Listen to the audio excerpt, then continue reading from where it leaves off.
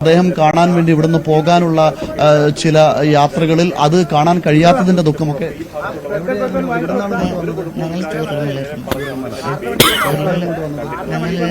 ഇന്ന് രാത്രി 8 മണിയായിട്ടുണ്ടാവും ഇവിടെ വന്ന്. വീടൊക്കെ എല്ലാം പോയി, ഒരു തോടുകളും ഒന്നുമില്ല. ഞങ്ങൾ രക്ഷപ്പെട്ട് ഒരു 10-15 പേര് ഒക്കെ മേലെ താമസിക്കുന്നുണ്ട്. ഞങ്ങൾക്കാണെങ്കിൽ വീട് ഇരുന്ന വീട് ഫുള്ളും ഒക്കെ ഒരു സാധനം ഞങ്ങൾക്ക് എടുക്കാനും പറ്റില്ല. 1 മണി രാത്രിക്ക് ഞങ്ങൾ കയറി കുന്നിന്റെ മലയിലാണ് ഞങ്ങൾ ഇരുന്നത്. എല്ലാവരും കുട്ടികളും മക്കളും എല്ലാം. രാത്രി എവിടെയാണ് കഴിച്ചുകൂട്ടിയത്? മലയിൽ കുന്നിന്റെ മേലെ കാപ്പിക്കാട്ടിന്റെ അകത്ത്. ആന അപ്പുറത്ത്, ഞങ്ങൾ സെന്ററിൽ ഞങ്ങൾ ഇരിക്കുന്നുണ്ട്. അത്ര മഴയും ഞങ്ങളുടെ മക്കളും എല്ലാം നിന്ന് കഴിച്ചുകൂട്ടി 6 മണി വരെ. പിന്നെ 6 മണിക്കാണ് ഞങ്ങൾ പതുക്കെ ഇറങ്ങി റോട്ടിക്ക് വന്ന് ആ സവർക്ക് ജീപ്പ് വിട്ട് തന്ന് അവരുടെ വീട്ടിൽ ഇരുന്നിട്ടാണ് ഇന്നലെ വൈകുന്നേരം ഒരു 6-7 മണി 8 മണി ഉണ്ടാകും ഇവിടെ വന്ന് സേഫാക്കിയത്. ഇവിടെ വന്ന പിന്നെ ഞങ്ങൾക്ക് ഒരു സമാധാനം. ഓക്കെ, അങ്ങനെയാണ് ഈ ദുരിതാശ്വാസ ക്യാമ്പുകൾ രഞ്ജിത്ത് ഇവർക്ക് വലിയ സമാധാനം തന്നെയാണ് നൽകുന്നത്. കാരണം ഇന്നലെ രാത്രിയൊക്കെ ഭീതിയോടുകൂടി അവിടെ കഴിച്ചുകൂട്ടിയ ആളുകൾക്കൊക്കെ, മിനിഞ്ഞാന്ന് മുതൽ ഭീതിയോടെ കഴിച്ചുകൂട്ടിയ ആളുകൾക്കൊക്കെ ഇന്നലെ രാത്രിയോടെ ഇവിടെ എത്തിയപ്പോഴാണ് ഒരൽപ്പം സമാധാനമുണ്ടായത്. ദുരിതാശ്വാസ ക്യാമ്പിൽ സന്നദ്ധ പ്രവർത്തകരെല്ലാവരും അവരുടേതായ ദൗത്യം നിർവഹിക്കുന്നുണ്ട് എന്നുള്ളതാണ് ഏറ്റവും പ്രധാനപ്പെട്ട കാര്യം. സിസ്റ്റർ,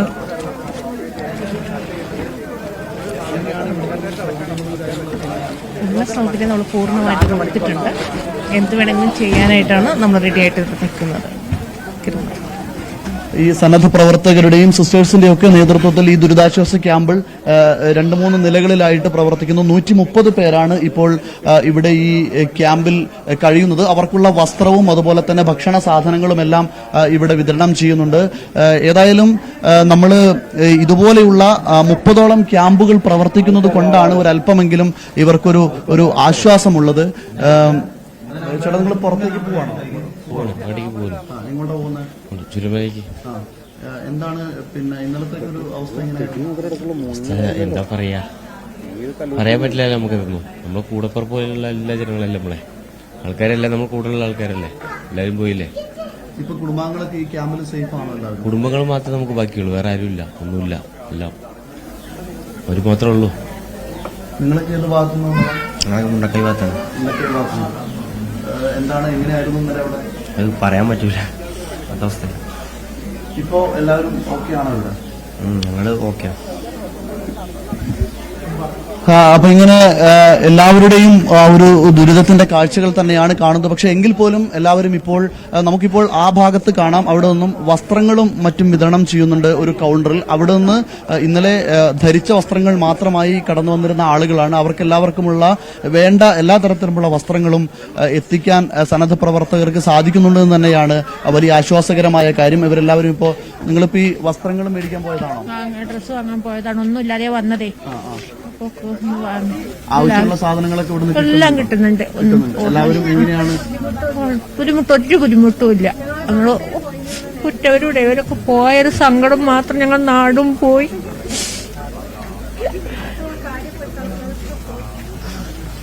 എന്ത് ചെയ്യാനാ, ഞങ്ങളെ വിധി ഇങ്ങനെ ആയിരിക്കും. അതുകൊണ്ടായിരിക്കും.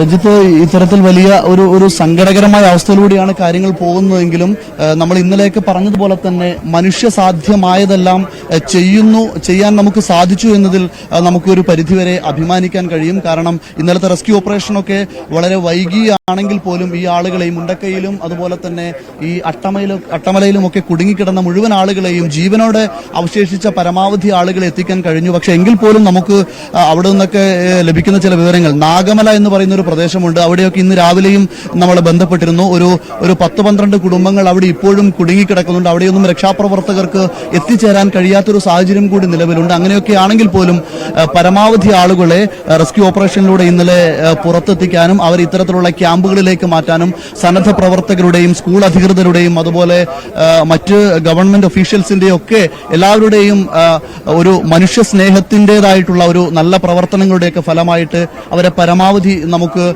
ഇത്തരം റെസ്ക്യൂ സ്റ്റേഷനുകളിൽ എത്തിക്കാൻ സാധിച്ചു എന്നുള്ളത് തന്നെയാണ് ഒരു വലിയ കാര്യമായിട്ട് നമുക്ക് കരുതേണ്ടത്. ഇപ്പോൾ മരണപ്പെട്ട ആളുകളൊക്കെ ഇവരുടെയൊക്കെ കൂട്ടത്തിലുണ്ടെന്ന് പറഞ്ഞാൽ എല്ലാവരും സങ്കടത്തോടെ കാണാൻ പോകുന്നുണ്ടോ? ഇവര് ഇപ്പൊ ഇവിടെ ദഹിപ്പിക്കാൻ പോവാണ്. അതിലേക്ക് ഞങ്ങൾ പോകാൻ വേണ്ടിയിട്ടാണ് എല്ലാവരും ഒത്തുകൂടി നിൽക്കുന്നത്. നമുക്ക് വേണ്ടുന്ന പ്രധാനപ്പെട്ട ഒരുപാട് സുഹൃത്തുക്കളും ബന്ധുക്കളും തോളോട് കൈയിട്ട തലേദിവസം തന്നെ തോളോട് കൈയിട്ടെന്ന് ഒറ്റ എണ്ണമില്ല. ഇപ്പം ഞങ്ങൾക്ക് മാനസികമായിട്ട് എല്ലാവരും തകർന്നു നിൽക്കുന്ന ഒരു അവസരമാണ്. ഇന്നലെ വരെ ഞങ്ങൾ തോളോട് കൈയിട്ടെന്ന ഒരാളും ഞങ്ങളുടെ കൂട്ടത്തിലില്ല.